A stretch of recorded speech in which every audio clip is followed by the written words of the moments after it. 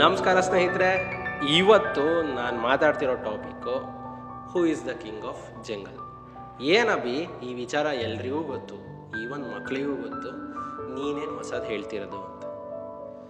So king of jungle lion ಅನ್ನೋದು ಗೊತ್ತಿರ್ಬೋದು, but ಆದರೆ ಲಯನ್ನೇ ಏನಕ್ಕೆ? ಟಾಪ್ ಪ್ರಿಡಿಯೇಟರ್ಸ್ ಜಂಗಲಲ್ಲಿ ತಗೊಂಡ್ರೆ ಒಂದು ಸಿಂಹ, ಇನ್ನೊಂದು ಹುಲಿ. ಇವೆರಡರಲ್ಲೂ ಸ್ಟ್ರಾಂಗೆಸ್ಟ್ ಯಾವುದು ಅಂತ ಗೊತ್ತಾ? ಎಲ್ಲರೂ ಹೇಳ್ತಾರೆ ಸಿಂಹ ಅಂತ, ಬಟ್ ಆದರೆ ಸ್ಟ್ರಾಂಗೆಸ್ಟು ಹುಲಿನೇ. ಯಾಕೆ ಅಂದರೆ ಹುಲಿಯ ಒಂದು ಪಂಚಿನ ಹೊಡೆತ ಸಿಂಹನ ಮಲಗಿಸುತ್ತೆ. ಒಂದು ಹುಲಿನ ಹಂಟ್ ಮಾಡಬೇಕು ಅಂದರೆ 2-3 ಸಿಂಹ ಬೇಕು. ಒಂದು ಆನೆನ ಹಂಟ್ ಮಾಡಬೇಕು ಅಂದರೆ 3-2 ಸಿಂಹ ಬೇಕು. ಬಟ್ ಆದರೆ ಒಂದು ಆನೆನ ಒಂದು ಹುಲಿ ಆರಾಮಾಗಿ ಹಂಟ್ ಮಾಡುತ್ತೆ. ಬಟ್ ಆದರೂ ಏನಕ್ಕೆ ಹುಲಿ ಕಾಡಿನ ರಾಜ ಅಲ್ಲ? ಹುಲಿ ಯಾವಾಗಲೂ ಒಂಟಿಯಾಗಿರುತ್ತೆ, ಅದು ಮೇನ್ ಡಿಫ್ರೆನ್ಸು. ಅದಕ್ಕೆ ನಮ್ಮ ಕಡೆನೂ ಹೇಳ್ತಾರಲ್ವಾ, ಅವ ಹುಲಿ ಬಂದಾಗ ಬಂದ ಅಂತ. ಏನಕ್ಕೆ ಒಂಟಿಯಾಗಿ ಬಂದ ಅಂತ?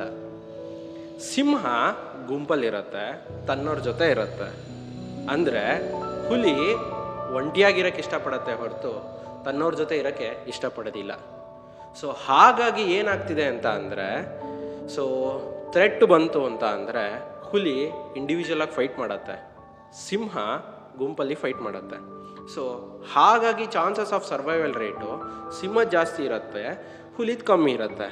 ಆನ್ ಟಾಪ್ ಆಫ್ ದಟ್ಟು ತನ್ನವರನ್ನು ತಾನು ಆಳ್ತಿಲ್ಲ ಮತ್ತು ತನ್ನವರು ತಾನು ಪ್ರೊಟೆಕ್ಟ್ ಮಾಡ್ತಿಲ್ಲ ಅಂತ ಅಂದರೆ ರಾಜ ಹೇಗಾಗ್ತಾನೆ? ಅದೇ ಸಿಂಹ ತನ್ನವರನ್ನು ತಾನು ಪ್ರೊಟೆಕ್ಟು ಮಾಡುತ್ತೆ, ಥ್ರೆಟ್ ಬಂತು ಅಂದರೆ ಅಟ್ಯಾಕು ಮಾಡುತ್ತೆ. ಸೊ ಹಾಗಾಗಿ ಸಿಂಹ ಕಾಡಿನ ರಾಜ.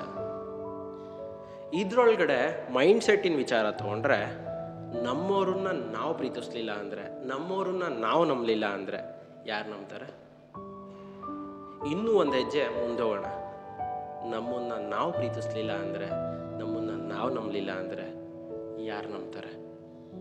ನೀವು ಹುಲಿಯಾಗಿರ್ತೀರೋ ಸಿಂಹರಾಗಿರ್ತೀರೋ ಅದು ನಿಮಗೆ ಬಿಟ್ಟಿತ್ತು. ಬಟ್ ಆದರೆ ನಿಮ್ಮನ್ನು ಪ್ರೀತಿಸಿ, ನಿಮ್ಮವ್ರನ್ನ ಪ್ರೀತಿಸಿ, ನಿಮ್ಮನ್ನ ನಂಬಿ, ನಿಮ್ಮ ಕುಟುಂಬನ ನಂಬಿ. ಮತ್ತೆ ಭೇಟಿಯಾಗೋಣ ಮುಂದಿನ ವಿಡಿಯೋದಲ್ಲಿ. ಬಟ್ ಆದರೆ ಯಾವ ಟಾಪಿಕ್ ಬಗ್ಗೆ ಮಾತಾಡಬೇಕು ಮೈಂಡ್ಸೆಟ್ಟಲ್ಲಿ ಅಂತ ನಿಮಗೆ ಅನಿಸುತ್ತೆ, ನೀವು ಆ ಟಾಪಿಕ್ನ ಕಮೆಂಟ್ ಬಾಕ್ಸಲ್ಲಿ ತಿಳಿಸಿ, ನಾನು ಆ ಟಾಪಿಕ್ ಬಗ್ಗೆ ಮಾತಾಡ್ತೀನಿ. ಮತ್ತೆ ಭೇಟಿಯಾಗೋಣ ಮುಂದಿನ ವಿಡಿಯೋದಲ್ಲಿ. ಧನ್ಯವಾದ.